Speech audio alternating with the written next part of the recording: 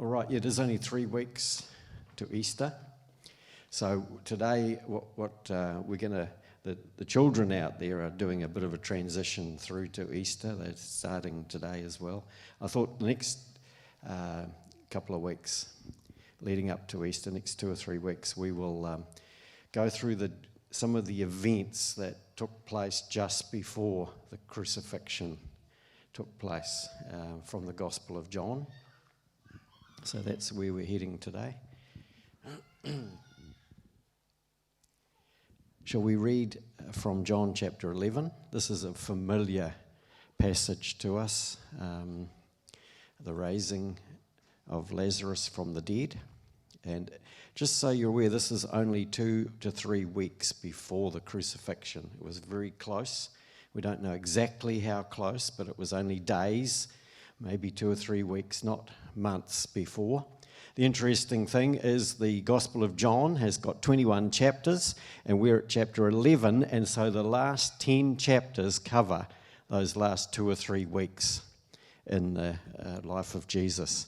And the other Gospels, Matthew, Mark and Luke, also about 1/3 of those Gospels cover that last week. And so it's like the whole of the Gospels are really building towards Easter, the celebration or the crucifixion, which wasn't a celebration, but the resurrection that was. And so it's really clear that, in the Word, that this is a crucial time that we're coming into. I guess we know that. But let's read this. It's quite a long passage. It's actually the longest account of a miracle in the New Testament and the Gospels. It's a lot of them were very short, but this one covers a lot. And and I'm sure you'll be familiar with it, but just to remind us, we're going to read from verses 1 right through to 44, and we'll talk about it a little bit as we go. And we really want to get the picture here. We really want to get an understanding of what's happening, because it's actually a significant part of the lead up to Easter, what happened with Lazarus. Now, a man named Lazarus was sick. He was from Bethany, the village of Mary and her sister Martha. This Mary, whose brother Lazarus now lay sick, was the same one who poured perfume on the Lord and wiped his feet with her hair. Interesting thing, John mentions this, but she hasn't actually done this yet. This is still to come, and we're going to talk about that a little bit next week. But so the sisters sent word to Jesus. That's Mary and Martha and Mary. Lord, the one you love is sick. Now, Jesus was not just down the road. He was right down by the Jordan Valley, and these guys lived up by Jerusalem. It was a day's journey for Jesus to get there, but they sent news to him. When he heard this, Jesus said, "The sickness will not end in death. No, it is for God's glory, so that God's Son may be glorified through it."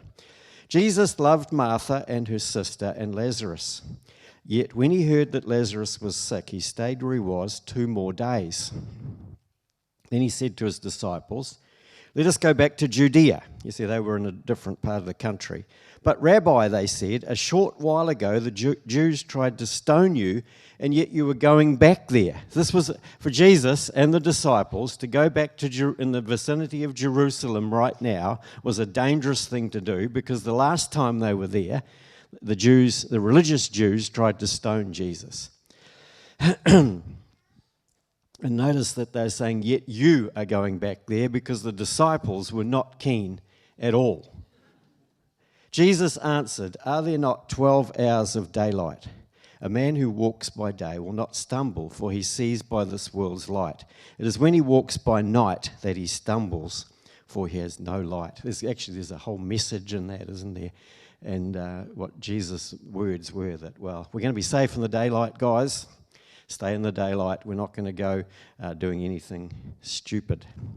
But there could be a lot more in that than the surface. After he'd said this, he went on to tell them, "Our friend Lazarus has fallen asleep, but I'm going there to wake him up." His disciples replied, "Lord, if he sleeps, he'll get better." They were saying, "Well, hang on, if he's just asleep, let's not take the risk of going back into that dangerous area. Let's just let him sleep, wake up, and he'll be fine. His disciples, that's right. Jesus had been speaking of his death, but his disciples thought he meant natural sleep. Often in the Bible, and actually even after Stephen was stoned and died, the writer says that he just fell asleep. Now there is often that parallel, because I guess from God's point of view, death is not the end. It really is more like just going to sleep. But we have a natural sleep, but then of course also there is that point of death that is sometimes referred to as being asleep as well. So then he told them plainly. Jesus had to make it abundantly clear to his disciples that actually Lazarus was not asleep. Lazarus is dead. And for your sake, I'm glad I was not there so that you may believe, but let us go to him. We're all going to go. Then Thomas, called Didymus, this is doubting Thomas, he said to the rest of the disciples, let us also go that we may die with him. He was going to be a hero. We're not going to let Jesus go off by himself and get stoned to death. I'm coming too. Are you guys coming? See, that's quite a faith statement. Good old Thomas, he was going to go and risk his life. On his arrival, so they went. On his arrival, Jesus found that Lazarus had already been in the tomb for 4 days.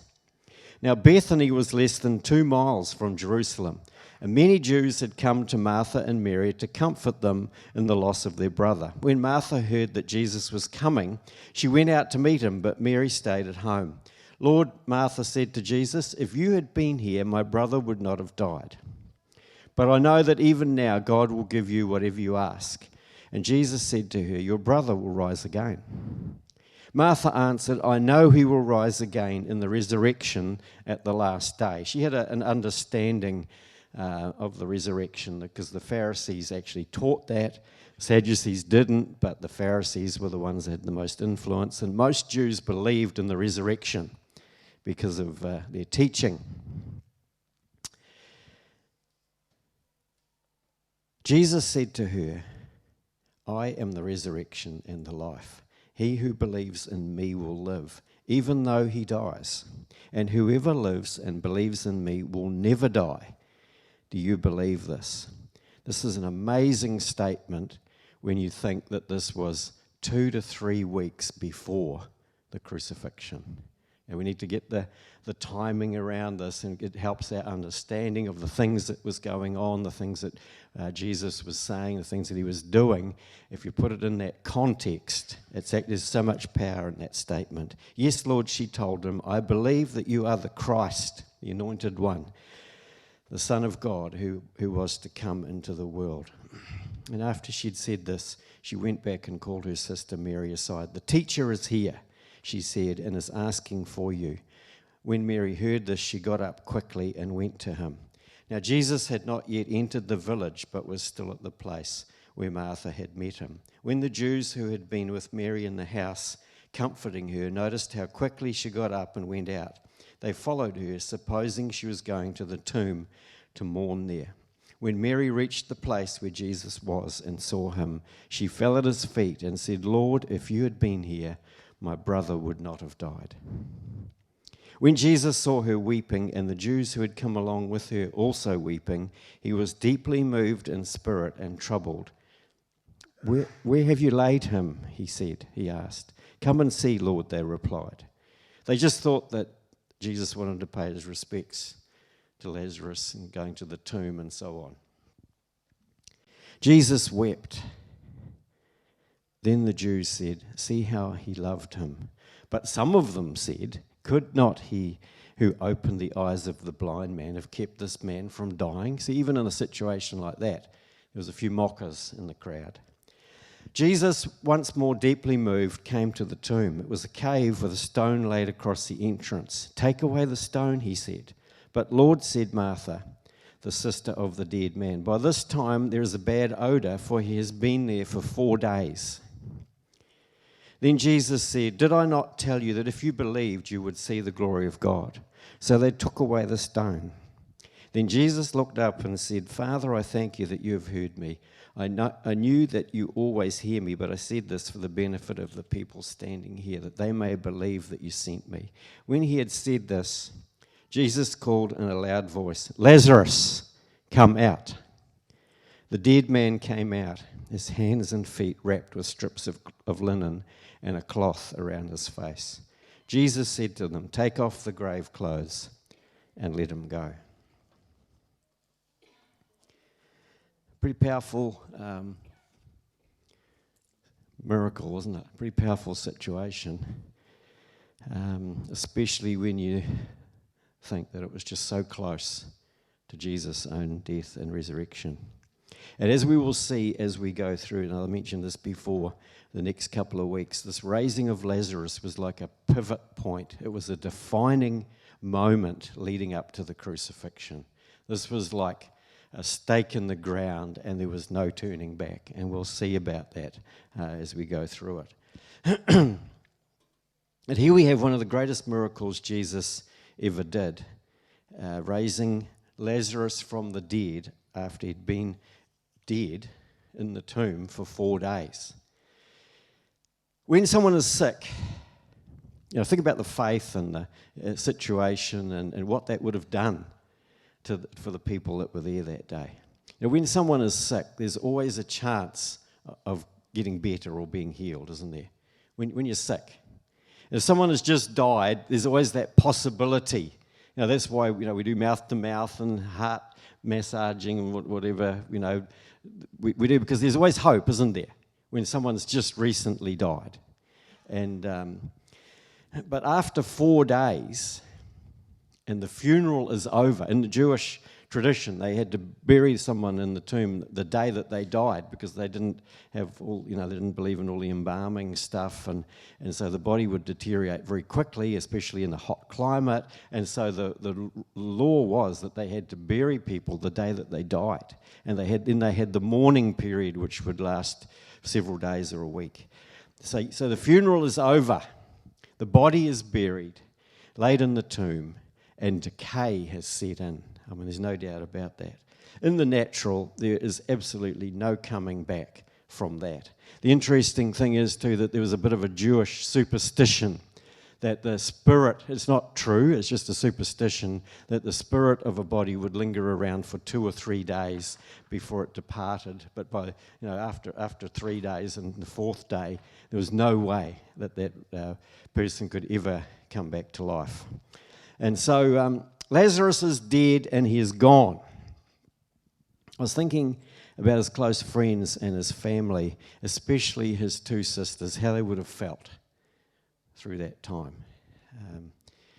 He was pretty close to those sisters, it seems. They shared a home together. They lived together there.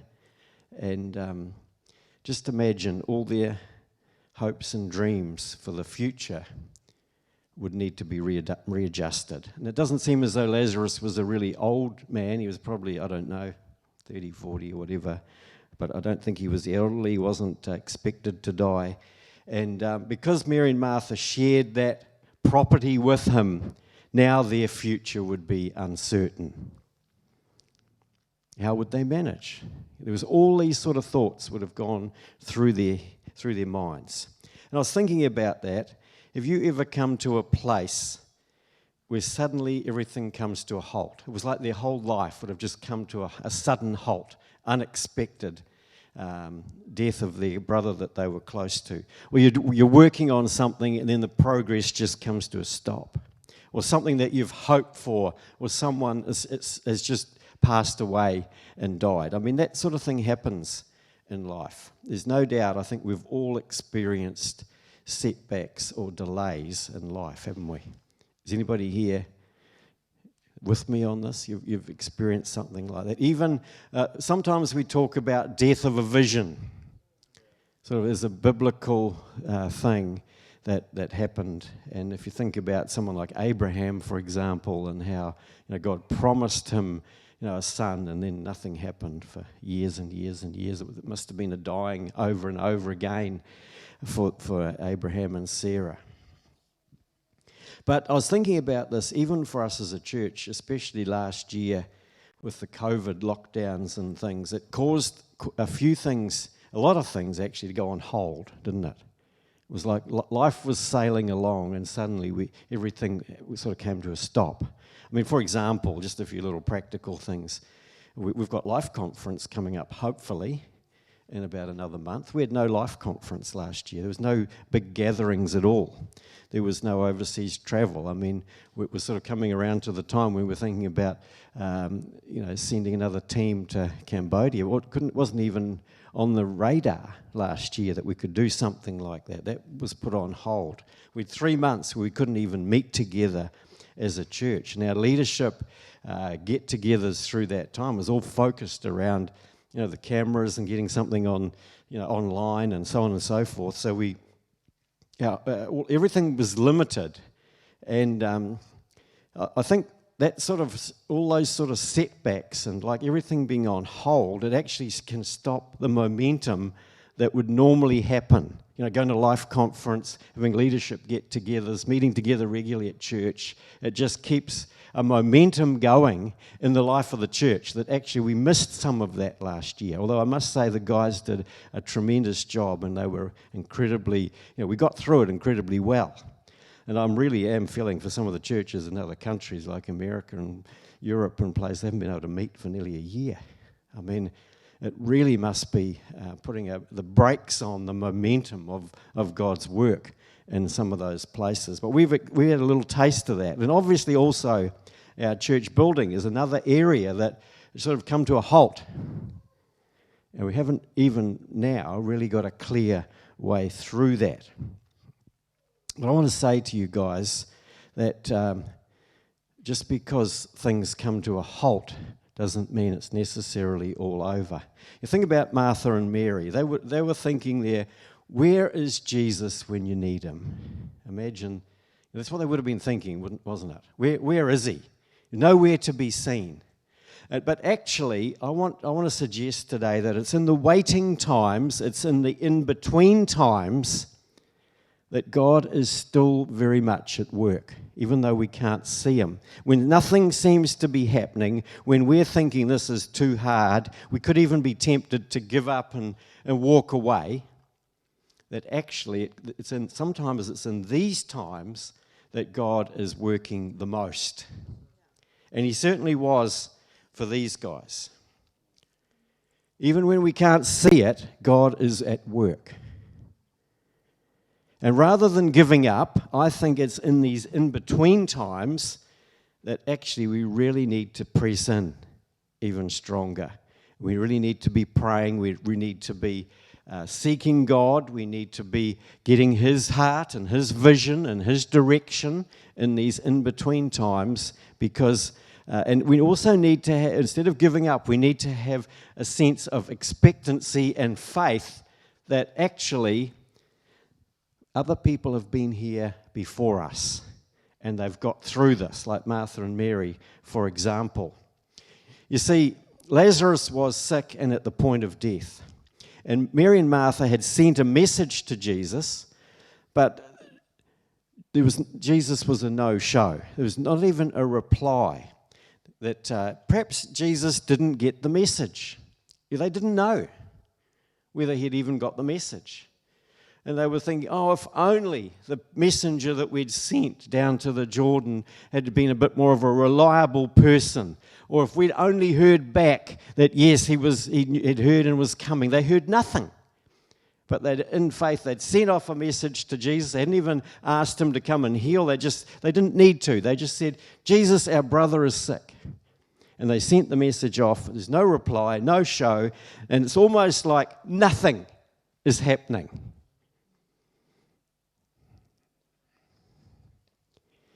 And it's almost like, never mind, it's all over, it's too late.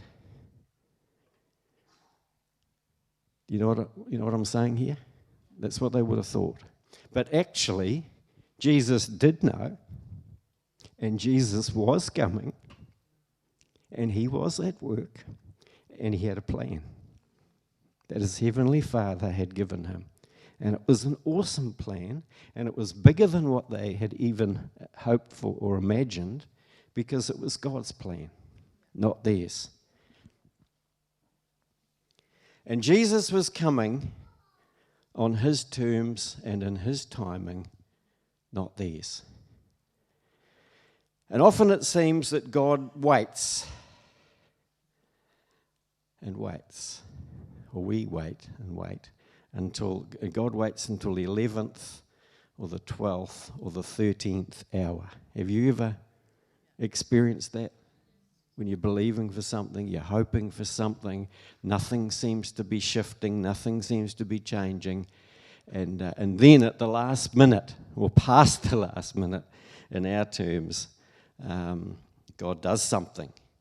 But then even when Jesus got to Bethany, 5 days late, and those 5 days, it's only 5 days, but in terms of Lazarus being sick and then dying and then his corpse rotting, 5 days was a long time in that heat. It could have been 5 months or 5 years. It wouldn't have really made a lot of difference. But even when he got to Bethany, Jesus wasn't in a rush. Before he did anything about Lazarus, think about it, he took the time to talk to Martha, didn't he? We'll just read quickly John 11, verses 25 and 26. Jesus said to her, he's talking to Martha, I am the resurrection and the life. He who believes in me will live even though he dies, and whoever lives and believes in me will never die. Do you believe this? When you think about the situation, what an out there statement Jesus made. There's a guy that's dead and his body is rotting in the tomb, and these two, Martha and Mary, are grieving and thinking it's all over and it's too late, and then Jesus comes and starts talking about resurrection and all this sort of thing. I don't know about you guys, but if I was Jesus, I think I might have waited to see if things worked out first and then done the teaching after. Do you think? But Jesus did the teaching first. You see, and then Jesus knew right from the outset what was going to happen. And he even told his disciples when they were back down by the Jordan. In John, it's recorded in John 11, verse 4, this sickness will not end in death. No, it is for God's glory, so that God's Son may be glorified through it. So after spending some time with Martha and Mary, Jesus went with them to the tomb where Lazarus was buried at last.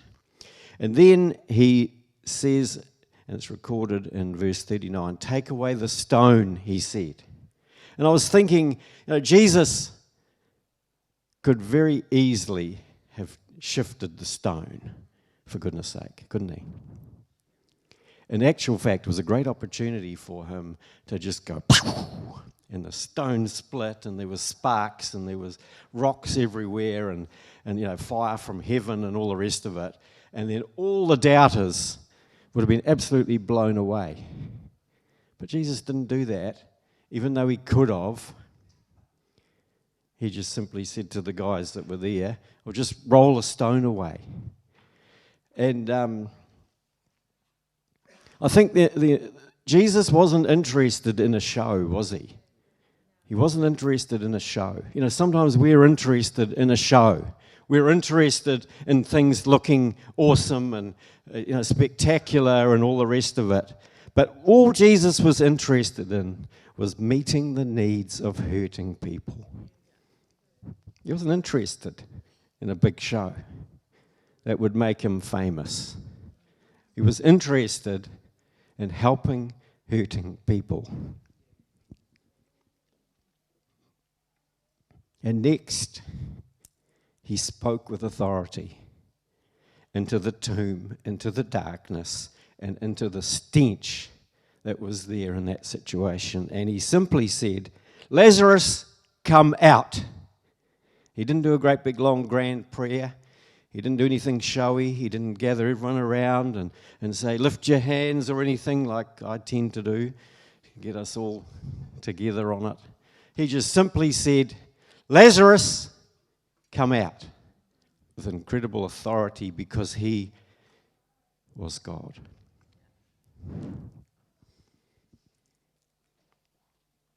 And still bound in the grave clothes, Lazarus hobbles out.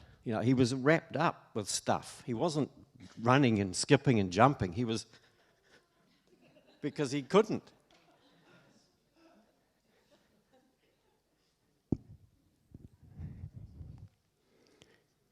But it was an amazing, incredible, instant miracle that happened. And Jesus got he got the people involved in the process. He got them to move the stone, and he got them to unwrap the grave clothes and set Lazarus free, and them to welcome him and whatever they wanted to do. And all Jesus did was tell him to come out. And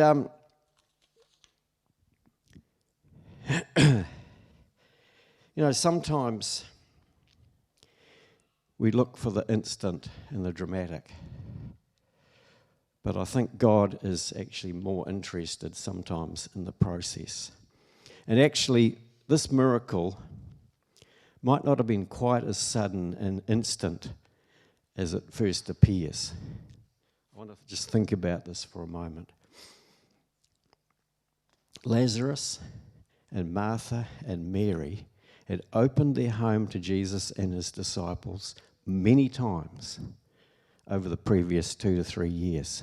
Bethany, where they lived, was just 2 miles outside of Jerusalem, just 3.5 k's, and it was right on the road between Jerusalem and Jericho. It was the main road down to the Jordan and the Dead Sea and the Sea of Galilee and all that area. And Jesus and his disciples would have travelled backwards and forwards many times on that road. And I can almost guarantee to you that most times that they went, they would have stopped at Martha and Mary and Lazarus's place, because there was a welcome mat there for them. There was hospitality there for them. There was a place to stay.